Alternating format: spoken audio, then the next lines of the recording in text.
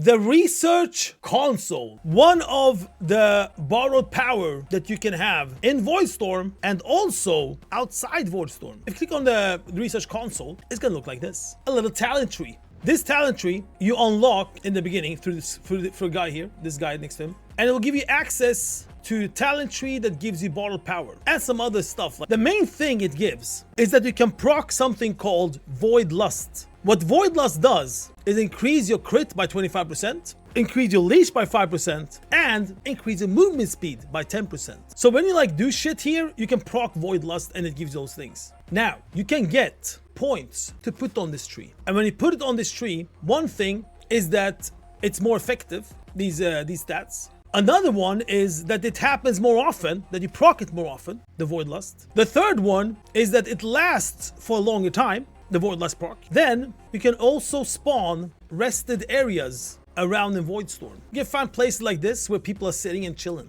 like a villain. And if you interact with the campfire they're chilling in, you get a nice little buff. 10-minute buff. What this one does, increase your health by 20%, and also you regain 10% maximum health over time. And you can find these little scattered around the zone. And the last one is that you will get a mount. So this is how you get this. It's called Uncontaminated Void Sample. You can get one of these points per week. To get this point, it's from an event over here called Stormarion Assault. And it comes from that cache. Victorious Stormarion Pinnacle cache. And then you get a point you can put here. They have a weekly quest. So you can get 2 points per week. Now, this power, the Voidlust proc, and all these things, these three at least, more effective, happens more often, and lasts longer. And of course the Voidlust proc. This works in Voidstorm, right? But there is a but. The most important piece of gear that everyone's gonna go for pre-season, a champion trinket that literally has that power, that you can proc Voidlust wherever you are. And also, if you put points on these, that it lasts longer, that it procs more often, and so on, these points you put here